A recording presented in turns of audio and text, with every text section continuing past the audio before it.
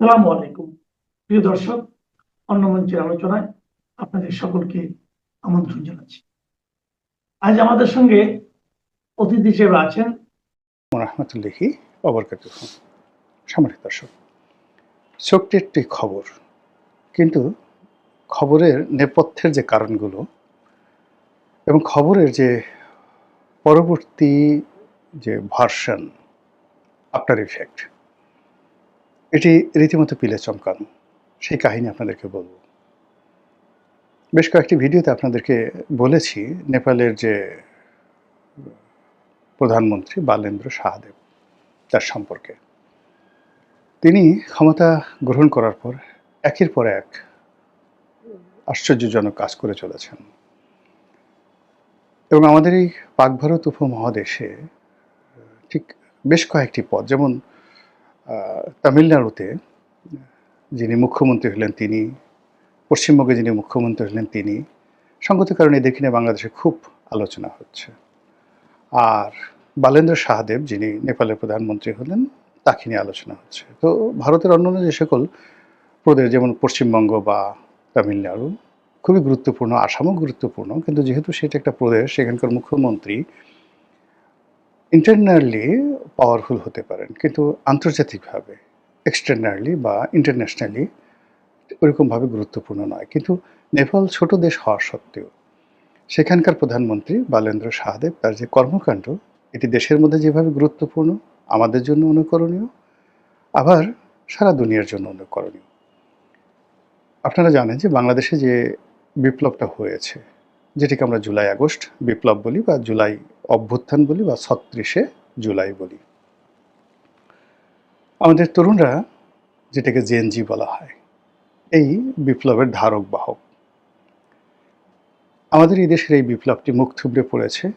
এই বিপ্লবের বিপক্ষে বহু কথা বলা যাচ্ছে, আর বিপ্লবের যারা কুশীলব, যারা সামনে অগ্রসারীর যারা নেতৃবৃন্দ রয়েছেন, তারা আগের মতো আদরণীয় নন, গ্রহণীয় নন, এবং অনেককে এখন রীতিমতো ট্রলের শিকার হতে হচ্ছে। আর এদেরকে পুঁজি করে গত 18 মাসে যারা ব্যবসা করেছেন, বাণিজ্য করেছেন, নিয়োগ করেছেন, বদলি করেছেন, যারা রাষ্ট্র ক্ষমতা দখল করেছেন, তারা এখন এ জাতির সবচেয়ে কলঙ্কিত এবং ঘৃণিত ব্যক্তিতে পরিণত হয়েছেন। আগামীতে এদের যে পরিণতি কী হয়, এটি বলা যাবে না। যদিও তারা এখন চক্রান্ত আবার নতুন করে শুরু করেছেন, এটি নিয়ে আলাদা আর একটা ভিডিও হতে পারে। কিন্তু অন্যদিকে প্রায় একই রকম বিপ্লব হয়েছে নেপালে, এবং সেই বিপ্লবের পেছনে আমেরিকার হাত ছিল। অর্থাৎ ওখানে কিন্তু মার্কিন ডিপ স্টেট মারাত্মকভাবে কাজ করেছে। আপনারা জানেন যে নেপালে ইতিপূর্বে যারা ক্ষমতায় ছিল, বারবার সেই ক্ষমতায়, মানে একই দল, সরকার পতন হয়েছে, একজনের পরিবর্তে আর একজন, কিন্তু দল একই রকম ছিল। তো প্রধানমন্ত্রী ওলি যে সর্বশেষ ছিলেন, তারা সেই দীর্ঘ প্রায় সমসাময়িক 17-18 বছর, অর্থাৎ শেখ হাসিনা যতদিন ক্ষমতায় ছিলেন, ঠিক ওই সময়টিতে তারা ক্ষমতায় ছিলেন। এই ক্ষমতাধর দল, তার পেছনে শক্তি হিসেবে কাজ করেছে মানে চীন।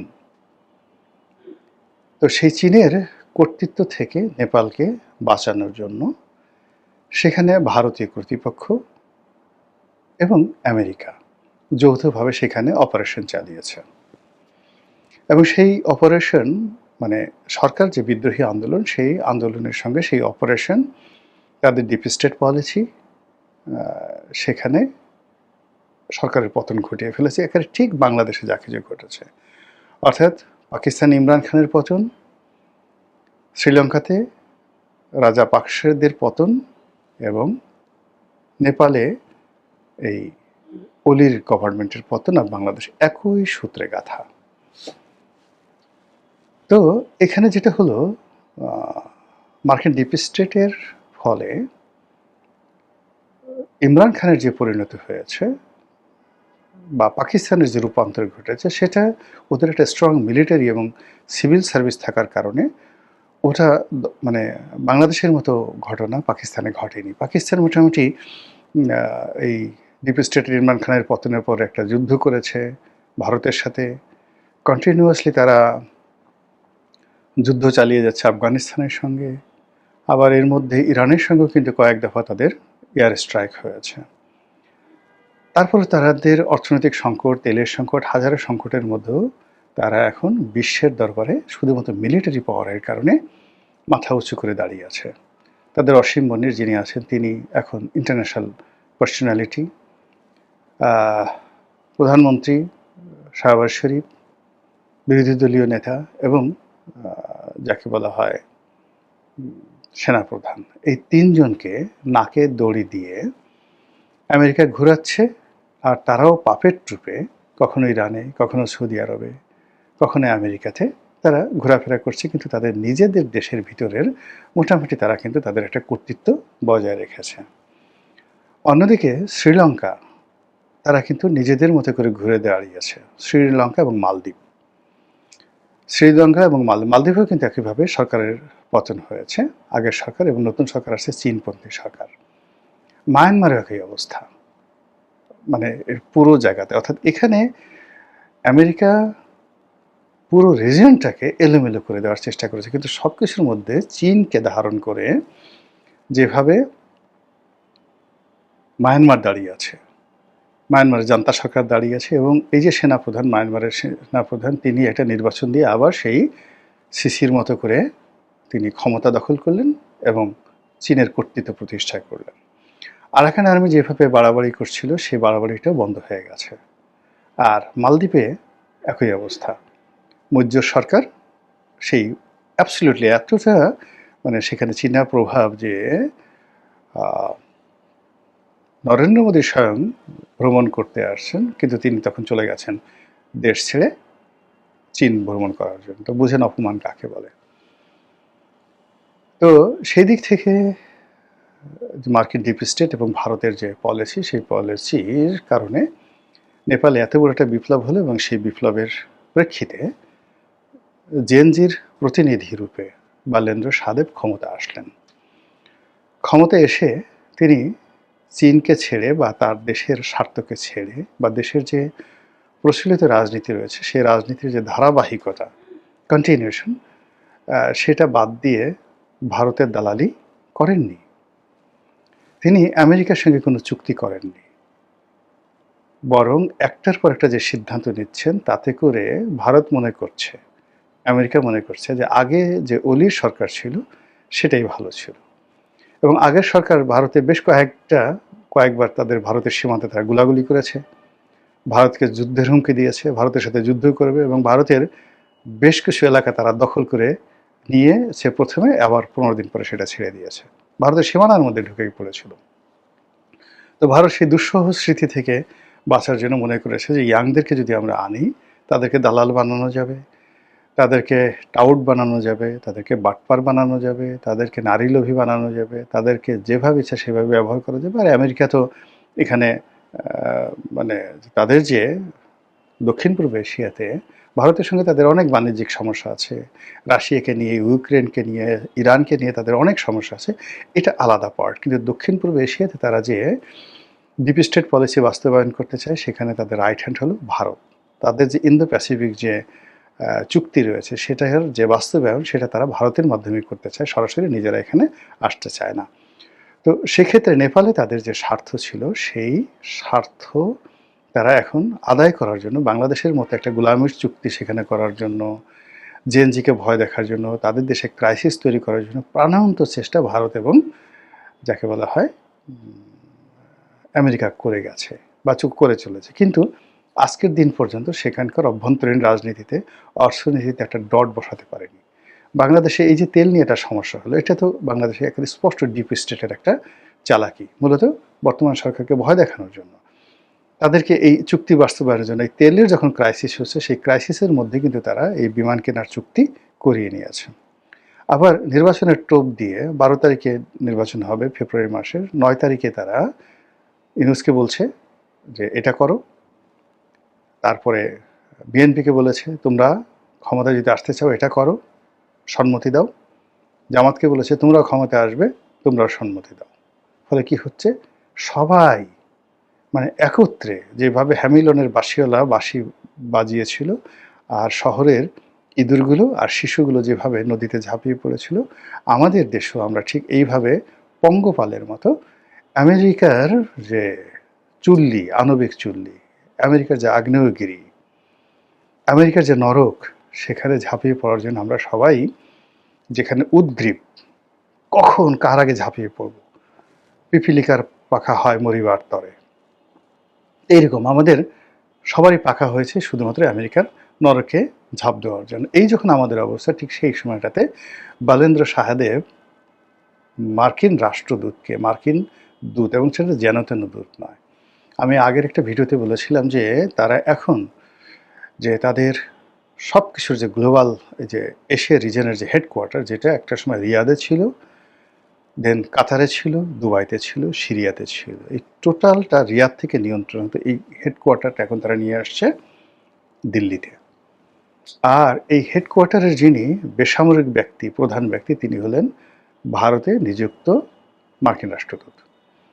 এখন সেই মার্কিন রাষ্ট্রদূতের যে ক্ষমতা, এটা আমেরিকার পররাষ্ট্রমন্ত্রীর চাইতে কোনো অংশে কম নয়। এবং এখানে যিনি, যাকে নিয়োগ দেওয়া হয়েছে, মিস্টার গোর, তিনি মিস্টার ডোনাল্ড ট্রাম্পের ব্যক্তিগত ঘনিষ্ঠ বন্ধু, বিজনেস পার্টনার। তাকে করা হয়েছে ভারতের রাষ্ট্রদূত। তো বুঝেন যে এই রাষ্ট্রদূত মিন্স ডোনাল্ড ট্রাম্প, এই রাষ্ট্রদূত মিন্স আমেরিকার পররাষ্ট্রমন্ত্রী, এই রাষ্ট্রদূত মানে আমেরিকার মান সম্মান। সেই রাষ্ট্রদূত গেছেন নেপালে দেখা করার জন্য বালেন্দ্র সাহাদেবের সঙ্গে। তো সেখানে প্রোটোকলে হয়তো পররাষ্ট্রমন্ত্রী দেখা করেছেন, অন্যান্য পররাষ্ট্র মন্ত্রণালয়ের কর্মকর্তা দেখা করেছেন, কিন্তু কোনো অবস্থাতেই বালেন্দ্র সাহাদেব দেখা করেননি। তিনি বলেছেন যে যাকে বলা হয়, তিনি তার সমপর্যায়ের সরকার প্রধান অথবা রাষ্ট্রপ্রধান ছাড়া কারোর সঙ্গে দেখা করবেন না। বোঝার চেষ্টা করুন যে পার্সোনালিটি কি।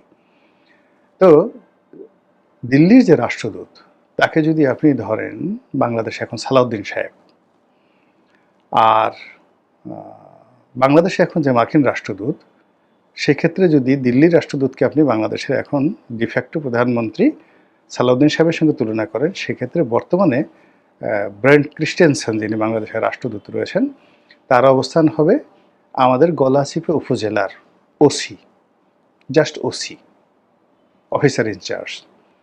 তো সেই ওসির সামনে আমাদের এখন যারা রাজনীতিবিদ আছেন, বুদ্ধিজীবী আছেন, সম্পাদক আছেন, সাহিত্যিক আছেন, তারা কিভাবে সেই মার্কিন রাষ্ট্রদূত তার পদলেহন করার জন্য, তার দৃষ্টি আকর্ষণ করার জন্য যেভাবে হুমড়ি খেয়ে পড়ছেন।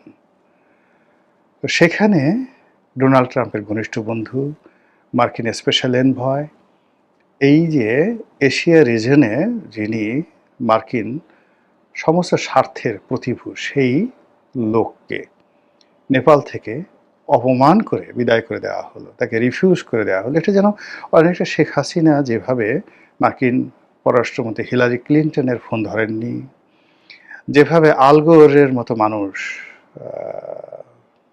আলগোর না, সেই ভদ্রলোকের নাম আসতেছে না, বাংলাদেশে যিনি এসছেন, জিম কি যেন, কেরি না কে যেন ভদ্রলোকের নাম, যিনি রাষ্ট্রপতি দাঁড়াইছিলেন, ভাইস প্রেসিডেন্ট ছিলেন এবং পরবর্তীতে রাষ্ট্রদূত মানে পররাষ্ট্রমন্ত্রী হয়েছিলেন, তিনি শেখ হাসিনার সঙ্গে দেখা করতে এসেছিলেন। ওই ভদ্রলোক লম্বা মানুষ, পিছনে শেখ হাসিনার পিছনে মাথা নুয়ে সে হাত কসলাচ্ছিলেন। ওর সেই তো খারাপ অবস্থায় মানে এই মার্কিন রাষ্ট্রদূতকে ফেলে দিয়েছে বালেন্দ্র সাহাদেব। ফলে এই যে বালেন্দ্রর যে মেরুদণ্ড, তার যে সাহস, তার যে শক্তি, এটার প্রশংসা না করে পারা যাচ্ছে না। এবং যেভাবে তিনি দেশের পরিবেশ এবং পরিস্থিতি সামাল দিচ্ছেন, রাজনীতি সামাল দিচ্ছেন এবং বাইরের কারো কথা শুনছেন না, তিনি যাদের বিরুদ্ধে বিপ্লব করছেন, তাদের কেউ একটা লোক বলতে পারবে না যে মব করা হয়েছে। যেমন বাংলাদেশের আওয়ামী লীগের লোক এখন কি বলবে। তো সেই ক্ষেত্রে যে সাবেক প্রধানমন্ত্রী, নেপালের সাবেক প্রধানমন্ত্রী, তিনি একটা মামলায় গ্রেপ্তার হয়েছেন, সঙ্গে সঙ্গে জামিন হয়ে গেছে, জামিন হওয়ার পর রাষ্ট্র তাকে প্রোটেকশন দিচ্ছে এবং সেই নির্বাচনে সে অংশগ্রহণ করেছে।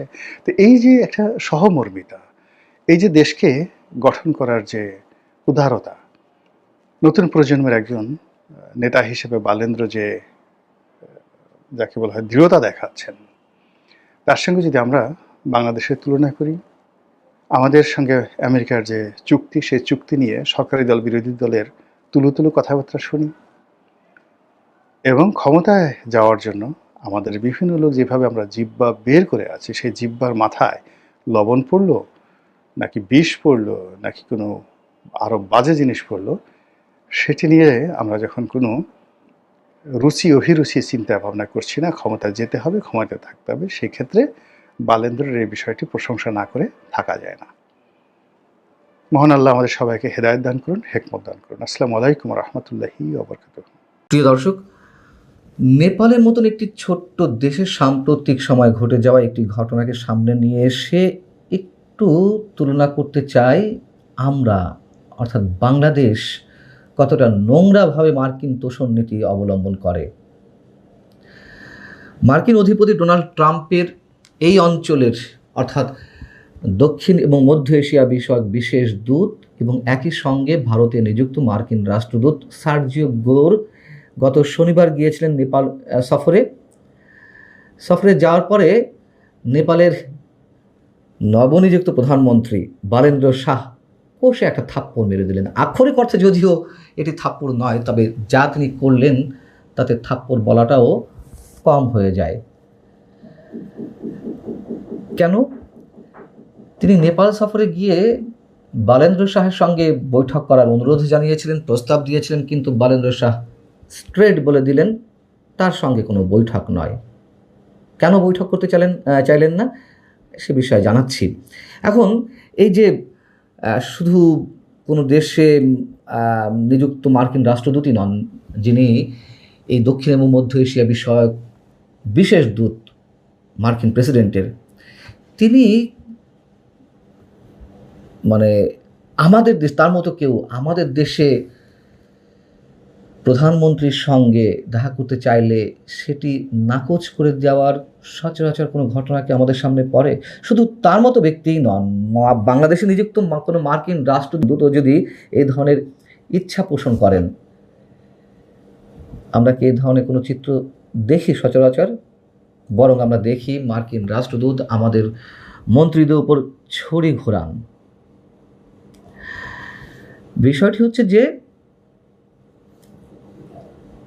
সার্জিও গোর আসলে নেপালে গিয়েছিলেন সে দেশের প্রধানমন্ত্রীর সঙ্গে দেখা করে যদি কনভিন্স করে কোনো একটি বাণিজ্য চুক্তি করে ফেলতে পারেন, এবং উদ্দেশ্য ছিল তার মাধ্যমে নেপালকে যুক্তরাষ্ট্রের অনুগত করে ফেলা এবং নেপালের চীনের প্রভাব মোকাবেলা করা।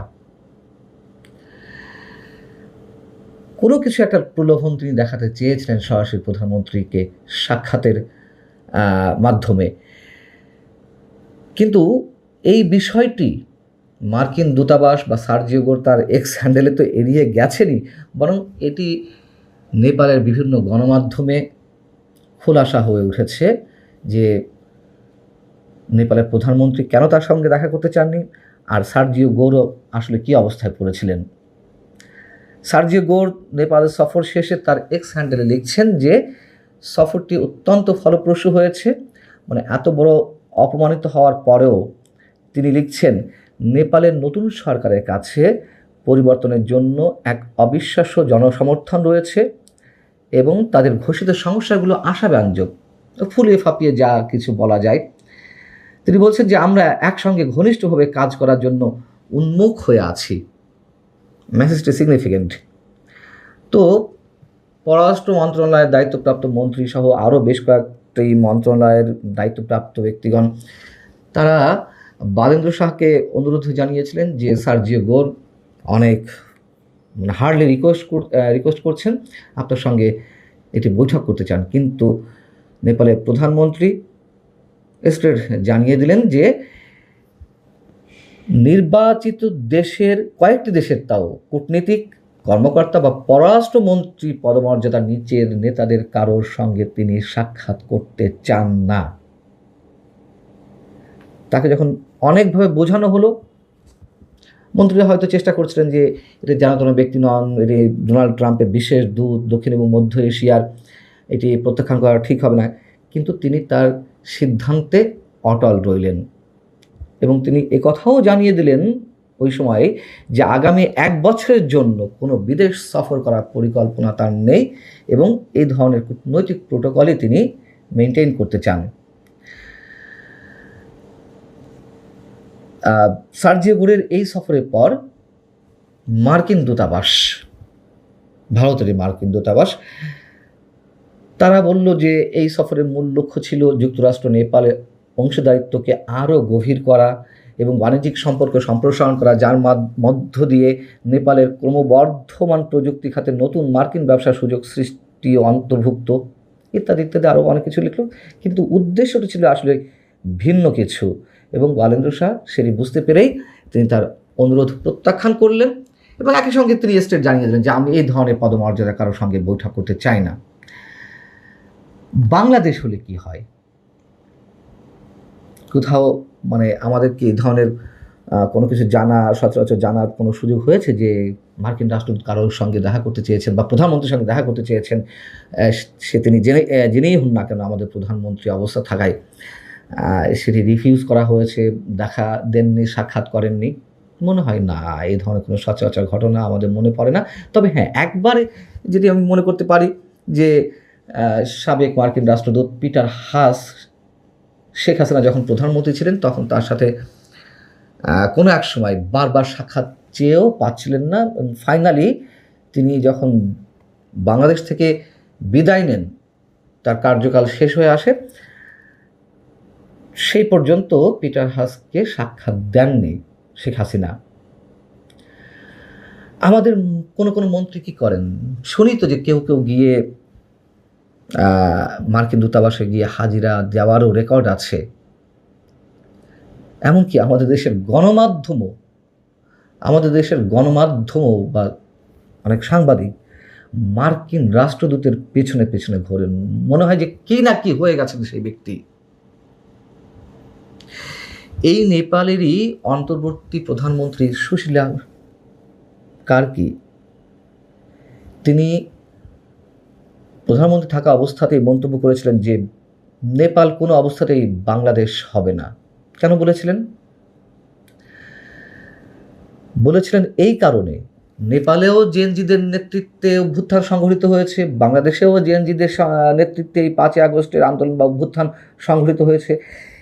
এই জেএনজি বা সাবেক ছাত্র সমন্বয়করা যখনই মব সৃষ্টি করে যে দাবি তুলেছে, ডক্টর ইউনূস মেনে নিয়েছেন। তাদের অনেক ধরনের অপরাধ, অপকর্ম, দুর্নীতি এসবের রেকর্ড থাকলেও, এ ধরনের তথ্য প্রমাণ সামনে এলেও ডক্টর ইউনূসের কিছু করার ক্ষমতা ছিল না। কেন ছিল না?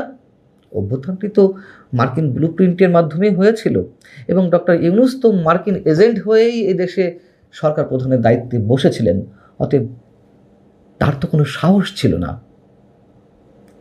কিন্তু সুশীলা কার্কি কাউকেই পরোয়া করেননি। যখন সে দেশে জেএনজিরা নানান ধরনের প্রস্তাব তুলতে লাগলো, চাকরি বাকরির ক্ষেত্রে, নিয়োগ থেকে শুরু করে অনেক ক্ষেত্রে, একেবারে বলে দিলেন যে আমি তাদের তদবিরে ক্লান্ত হয়ে পড়েছি, নেপাল কোনো অবস্থাতে বাংলাদেশ হবে না। কত বড় অপমানজনক আমাদের জন্য, সেটি কি ডক্টর ইউনূসের বোঝার ক্ষমতা ছিল?